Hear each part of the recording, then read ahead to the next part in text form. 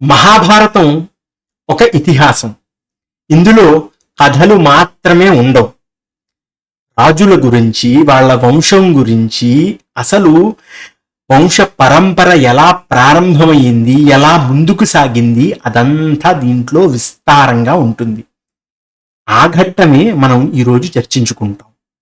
శుక్లాంబరధరం విష్ణుం శశివర్ణం చతుర్భుజం ప్రసన్నవదనం ధ్యాయేత్ సర్వ విఘ్నోపశాంతయే నారాయణం నమస్కృత్య నరం చైవ నరోత్తమం దేవీం సరస్వతీం వ్యాసం తతో జయముదీరయేత్. జన్మేజయుడు మొత్తానికి యయాతి కథంతా విన్నాడు. యయాతి రాజ్యాన్ని ఎవరికిచ్చాడు? యయాతి రాజ్యాన్ని చక్కగా పూర్వుకి ఇచ్చాడు.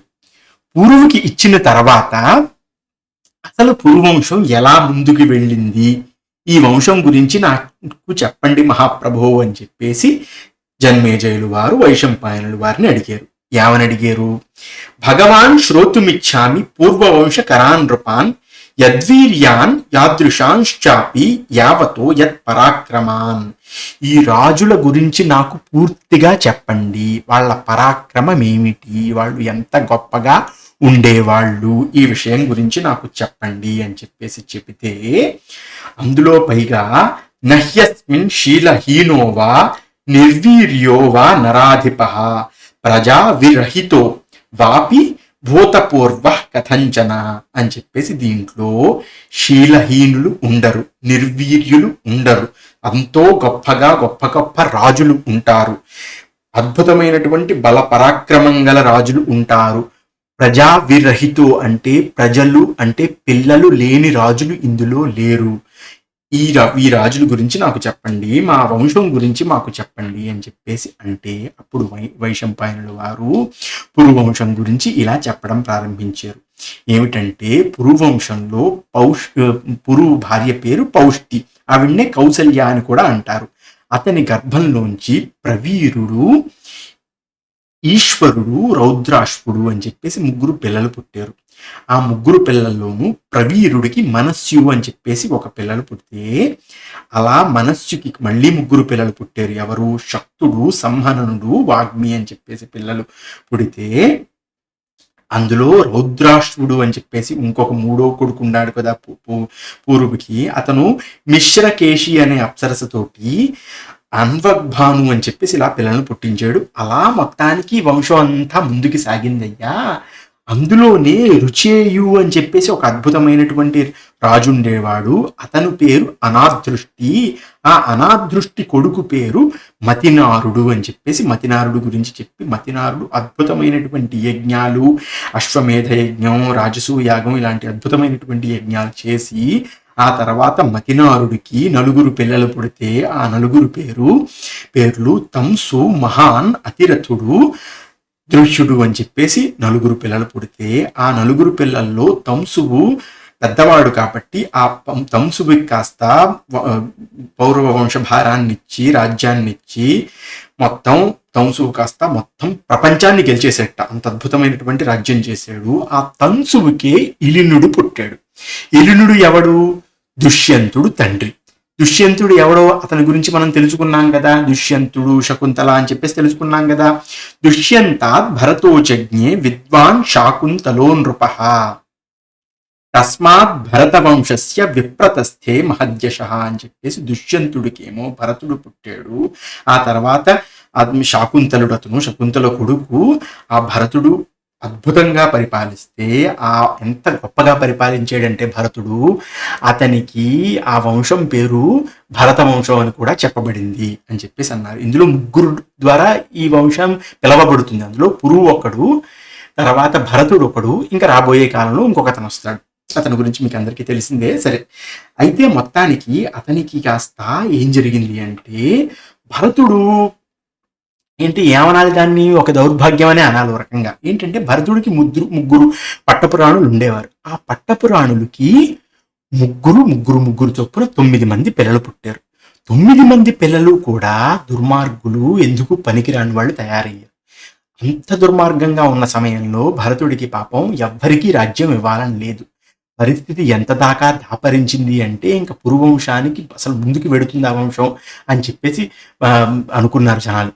అనుకునే సమయంలో ఇంకో దారుణం ఏం జరిగింది అంటే దాన్ని పాతివ్రత్యం అనాలో లేదా పూర్వవంశం ఇంత దుర్మార్గులు అయినటువంటి పిల్లలు పుట్టారు కాబట్టి దాన్ని త్యాగం అనాలో ఏమనాలో మనకు తెలియదు. కానీ ఆ ముగ్గురు పట్టపురాణులు కలిసి 9 మంది పిల్లలని సంహరించారు. అంటే అక్కడితో పురువంశం ఆగిపోయే పరిస్థితి వచ్చింది. ఆ ఆగిపోయే పరిస్థితి వచ్చినప్పుడు పాపం భరతుడికి మాత్రం ఏం చేయాలో అర్థం కాలేదు. ఆ అర్థం అవ్వని సమయంలో ఆయన భరద్వాజుడిని పిలిచి ఋత్విక్కుడి కింద పెట్టుకుని చక్కగా అద్భుతంగా అతను యజ్ఞం చేశాడు. ఆ యజ్ఞ ఫల స్వరూపంగా అతనికి భూమన్యువు అని చెప్పేసి ఒక కొడుకు పుట్టాడు. ఆ భూమన్యువు చక్కగా పురురాజ్యాన్ని పరిపాలిస్తే ఎంతో ఆనందంగా భూమన్యువు పుడితే తతో మహద్భి క్రతుభిరా బిరీజానో భరతస్తదా లేభే పుత్రం భరద్వాజాత్ భూమన్యుం నామ భారత. భూమన్యువు అనబడే ఒక అద్భుతమైనటువంటి రాజు పుట్టాడు. ఎంతో అద్భుతంగా భూమన్యువు పరిపాలించి మొత్తానికి భూమన్యుడికి ఇంచుమించు 5 పిల్లలు పుట్టారు. 5 పిల్లలు ఎవరెవరు అంటే సుహోత్రుడు, సుహోత, సుహవి, సుయజు, రుచీకుడు. ఇందులో అద్భుతంగా సుహోత్రుడు కాస్త అద్భుతంగా పరిపాలించాడు. ఎంత అద్భుతంగా పరిపాలించేటంటే సుహోత్రుడు ఆ రాజ్యం అద్భుతమైన అయినటువంటి సుభిక్షంగా ఉండేదిట. ఆ రాజ్యంలో ధనం పుష్కలంగా ఉండేదిట, ధాన్యం పుష్కలంగా ఉండేదిట. జనాలు అద్భుతంగా పుట్టేశారట. అప్పట్లో ఎంత మనం వంశం ముందుకు జరిపించాలి, మానవ జాతిని ముందుకు జరిపించాలనే దృష్టితోనే ఉండేవాళ్ళు. ఎంతమంది పుట్టేశారటంటే భూమి అలా కిందకి అలా నొక్కుకుపోయి ఉండేది. అలా వర్ణించారు మహాభారతంలో. ఇక్కడ అంత అద్భుతంగా పరిపాలించి కొన్ని సంవత్సరాల పాటు పరిపాలించాడు. ఎంతో అద్భుతంగా ఉంది అని చెప్పేసి అనుకున్నాడు. సరే, మొత్తానికి సుహోత్రుడికి ఎవరు పుట్టారు అంటే 3 పిల్లలు పుట్టారు. ఎవరు ఆ 3 పిల్లలు? సుమీఢుడు, అజమీఢుడు, పురుమీఢుడు అని చెప్పేసి 3 పుడితే అందులో అజమీఢుడికి రాజ్యం ఇచ్చాడు సుహోత్రుడు. రాజ్యం ఇచ్చి మళ్ళీ వెళ్ళాడు. జాగ్రత్తగా అజమీఢుడు వెళ్ళిపోయిన తర్వాత అజమీఢుడికి 5 పిల్లలు పుట్టారు. ఆ 6 పిల్లలు పుట్టారు. ఆ 6 ఎవరెవరు అంటే దుష్యంతుడు, పరమేష్ఠి, రుక్షుడు, జహ్ను, వ్రజన, రూపిణ అని చెప్పేసి ఇలా 6 పిల్లలు పుడితే అజమీఢుడు కాస్త రాజ్యం రుక్షుడికి ఇచ్చి రుక్షుడికి ఏమో సమవర్ణుడు పుట్టాడు. ఇందులో పైగా ఇంకోటి ఏంటంటే తథేమే సర్వ పాంచాల దుష్యంత పరమేష్ఠిను. దుష్యంతుడు, పరమేష్ఠి ఇద్దరు ఉంటే ఆ 2 రాజుల్ని పాంచాలులు అని చెప్పేసి అనేవారు. అన్వయ కుషికారాజన్ జహ్నో రమిత తేజస అని చెప్పేసి అంటే అక్కడ జహ్ను అనే రాజు వంశస్థులందరినీ కుషికులు అని చెప్పేసి పిలిచేవారు. చక్కగా అలా ఉన్న సమయంలో ఏం జరిగింది అంటే రుక్షుడికి సంవరణుడు పుడితే ఆ సంవరణుడి మీదకి దండయాత్ర ఎత్తి ఎవరొచ్చారు? దుష్యంతుడు, పరమేష్ఠి యొక్క సంతతి కాస్త పెద్ద యుద్ధం చేశారు. ఎవరి మీద?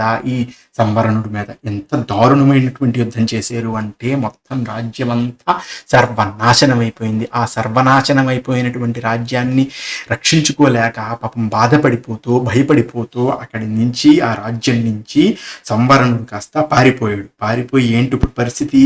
తతస్సదార సామాత్య సపుత్ర సుహృజ్జన రాజా సంవరణస్తస్మాత్ పలాయత మహాభయాత్ అని చెప్పేసి మొత్తం దార అంటే భార్యలతో పాటు, అమాత్యులతో పాటు, పుత్రులతో పాటు, బంధువులతో పాటు అక్కడి నుంచి పారిపోయాడు చక్కగా. ఎవరు? సంవరణుడు. ఏం చేస్తాం మరి? అలా జరిగింది. అంత దారుణమైనటువంటి ప్రదేశంలో నుంచి పారిపోయి ఎక్కడికి వెళ్ళాడు? సింధోర్ నదస్య మహతే నికుంజే న్యవసత్ సదా నదీ విషయ పర్యంతే పర్వతస్య సమీపత.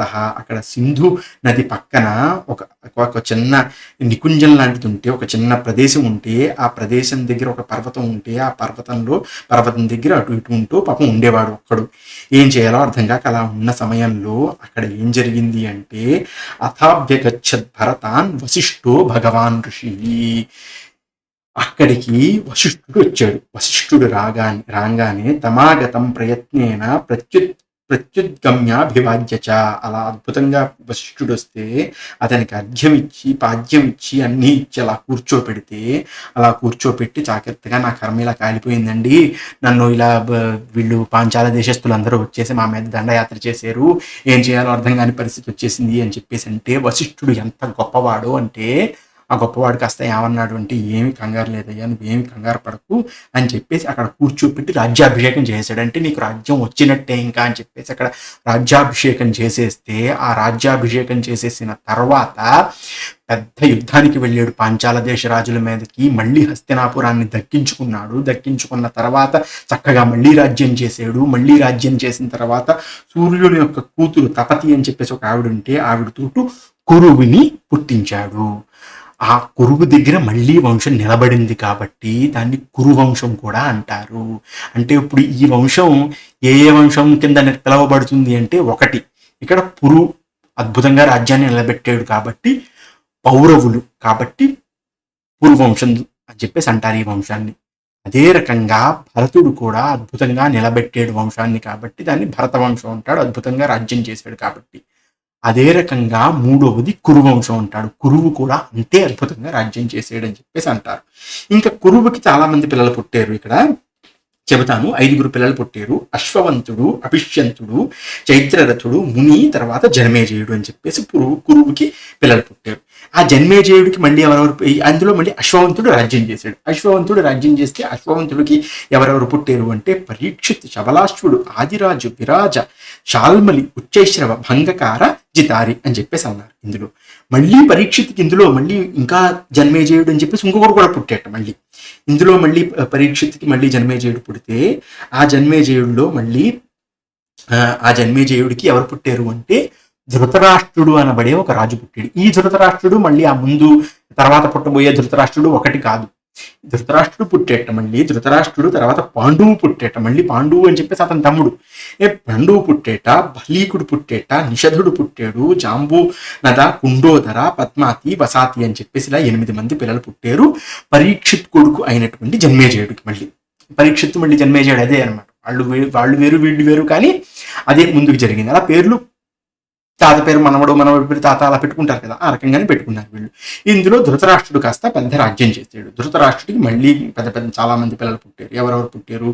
కుండికుడు పుట్టాడు, హస్తి, వితర్క, క్రాథ, కుండిన, అవిశ్రవ, ఇంద్రాభ, భూమన్యు, అపరాజిత, మళ్ళీ దీంతో పాటు ప్రతీప, ధర్మనేత్ర, సునేత్ర అని చెప్పేసి ఇలా ఇంతమంది పిల్లలు పుడితే, అందులో ప్రతీపుడు అద్భుతమైనటువంటి రాజు. అతనే మొత్తానికి మళ్ళీ రాజ్యాన్ని ముందుకు తీసుకెళ్తే, ప్రతీపుడికి మళ్ళీ 3 పిల్లలు పుట్టారు. ప్రతీపస్య త్రయఃపుత్ర జజ్ఞిరే భరతర్షభ దేవాపి శాంతనుశ్చైవ బహ్వీకశ్చ మహారథ అని చెప్పేసి ఇక్కడ దేవాపి, శాంతను, బహ్వీకుడు 3 పుట్టారు. 3 పుడితే ఈ దేవాపి కాస్త చక్కగా నేను వానప్రస్థానికి వెళ్ళిపోతున్నాను, నాకు రాజ్యం అక్కర్లేదని చెప్పేసి చక్కగా వెళ్ళిపోయాడు. వెళ్ళిపోతే ఇంకా మిగిలింది ఎవరు? బహ్వీకుడు. ఈయన ఎవరు? శంతను. శంతను అంటే ఎవరు? శంతను అంటే చక్కగా భీష్ముడి తండ్రి అనమాట. అంటే మొత్తానికి ఇన్నాళ్ళకి 23వ ఎపిసోడ్ ఇది. ఇక్కడికి మనకి శంతను గురించి తెలిసింది. సరే, ఇక పైన కథ అద్భుతంగా ఉంటుంది, మీరు వెందురు కానీ చాలా బాగుంటుంది. స్వస్తి ఈ రోజుకి.